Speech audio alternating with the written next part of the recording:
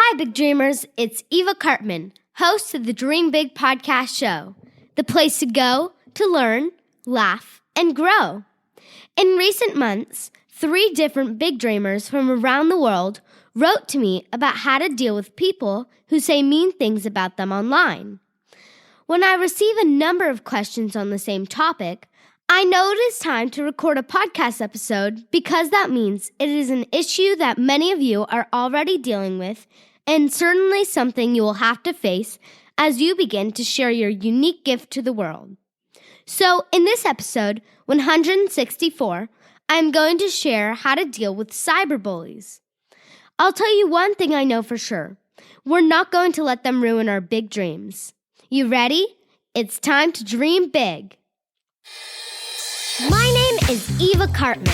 I'm part of a squad of super kids that are here to change the world. We don't believe you need to be adults to have big goals and start working towards your dreams. We believe age is just a number, and you're never too young to make a difference. We may be young, but we are not naive. We understand that achieving our big dreams will not be easy. It will take incredible dedication, hard work, and yes, massive action. There will be ups and downs, but we embrace the challenges and relish pushing outside of our comfort zone because this is how we grow. They may not teach us these concepts in our school textbooks, but we are smart enough to know that the tools and tactics to achieve our big dreams are out there, and we are willing to do the work to seek out these skills and master them because we know that our future depends on it. We are the big dreamers, and it's time to dream big. Before we dive into more serious content in this episode, I wanted to invite my sister Sophia onto the podcast for a short segment we are calling Silly Sophia. Sophia is 4 years old, and she loves telling jokes and making people laugh. So without further ado, here is Silly Sophia. Why did Rosie eat her homework? 'Cause the teacher told her it was a piece of cake.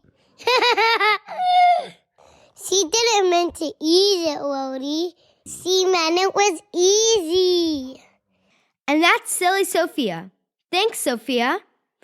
Okay, on to this week's episode where I'll be answering a question that I received from multiple big dreamers. Jenny from Long Island, who recently started a YouTube channel, Charlie from Dublin, Ireland, who's thinking about starting a podcast, and Tim from Sydney, Australia, who started a blog. All 3 essentially asked the same question. How do we deal with mean people who judge their work and say terrible things about them? Jenny said, for instance, that people make fun of the way she dresses in the comments on YouTube. Charlie says he has a lisp and is worried that people will make fun of his voice. And Tim, who says that rude commenters on his blog say terrible things about his writing. Now, I previously did an episode called Haters Gonna Hate, which I encourage Jenny, Charlie, Tim, and all other big dreamers to go back and listen to because it is on this exact topic. I will include a link to the episode in this week's show notes at dreambigpodcast.com/164. But I just recently came across a new video from Brendon Burchard, one of my favorite online mentors, who I hope to have on the podcast one day. If you are a longtime fan of the podcast, you've definitely heard me mention Brendon's name before. In episode 137, I shared his famous power plant analogy about how just like a power plant does not have energy, it generates it. Humans need to generate gratitude and happiness in our lives. Brendon recently published a YouTube video entitled How to Deal with Haters, in which he shares 3 tactics that he uses to deal with people who say terrible things about his content. Brendon calls them haters. In this episode, I'm calling them cyberbullies. But either way, these are people that are not giving you helpful feedback or criticism. The sole purpose of their comments is to tear you down, to make you feel bad, and to see you quit moving towards your dreams. I loved Brendon's advice so much that I thought I would share it with you and explain how I've applied it in my own life. I will include a link to Brendon's original video in the show notes, and I definitely encourage you and your family to check out his amazing content. Brendon's first strategy is to anticipate that there will be haters. In other words, you need to just expect that if you're going to share your gift with the world online, there will be people who say mean things. There are 7 billion people in the world. Not all of them are nice, unfortunately. Even the Dalai Lama, who is widely considered one of the most kind and gentle and joyful people in the world, gets hateful things said about him. Here's the thing. If you anticipate it is going to happen, then you won't be surprised when it happens. Brendon tells a great analogy of going through a haunted house. The first time you walk through, it's pretty scary when you turn around the corner and someone jumps at you. But if you go back through a second and third time, and you know when and where the person is going to try to scare you, it's not that scary at all. I know when I first started the podcast and saw some mean reviews, it really hurt my feelings because I didn't understand why these strangers would insult me and my family. But now that I anticipate that it will happen and it is not a surprise, I'm not scared of it anymore. The second tip that Brendon shares is that he does not engage haters, meaning that if someone says something terrible about him or his family in a comment, he does not reply back. If it is a platform where he can control the comment section, like for instance on his blog or on a Facebook group, then he will actually go in and block that person from commenting further and delete the comment too. Why?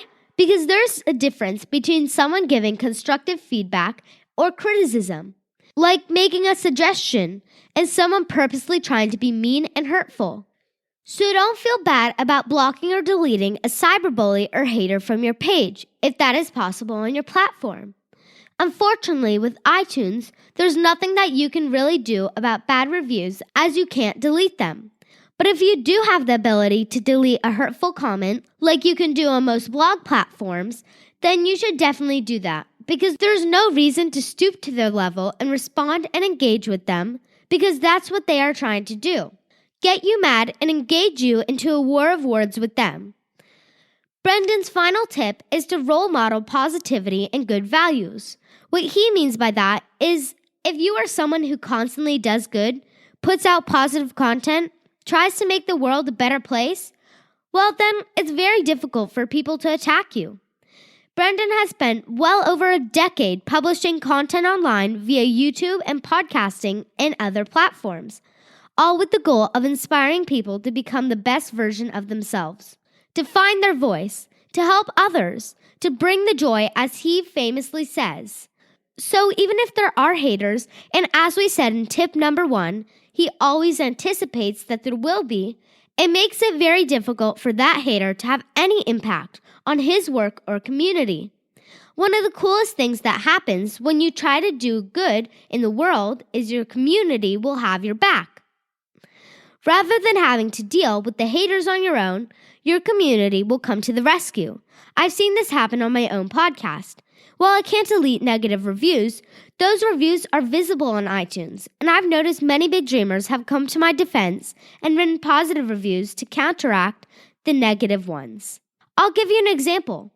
Earlier this year, I had a cyberbully leaving mean 1-star reviews about my voice, saying that I need to get a life and should quit already.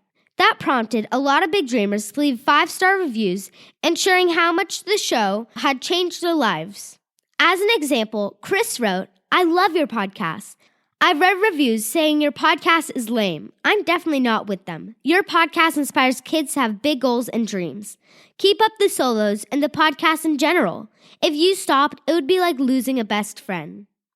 Thank you so much, Chris, for that. So, if your message is a positive one, if you're sharing your gift and doing great work, then your haters will never be able to take that away from you, and your community will be there to support you. Thank you, big dreamers, for listening to this episode. To Jenny, Charlie, and Tim, I hope this episode is helpful for you, and to all other big dreamers out there who are considering putting content online. Even if you are not doing so yet, at some point, I know you will share your gift and art with the world, and you need to be prepared to deal with haters and cyberbullies. So remember, number 1, anticipate that they'll be there waiting for you. Number 2, don't engage with haters. And number 3, be a force for good, and the haters won't be able to destroy you, and to the contrary, your community will be there to support you. If this episode helped you, it would mean the world to me if you take a moment to leave a review on iTunes at dreambigpodcast.com/iTunes. As you can see from this episode, I do see the mean 1-star reviews and the many more 5-star reviews, and it really does make my day to hear from you and know that the hard work we put in each and every week to bring you a new episode every Monday is making a difference. So if this podcast is helping you, then please ask your parents to help you leave a review at dreambigpodcast.com/iTunes.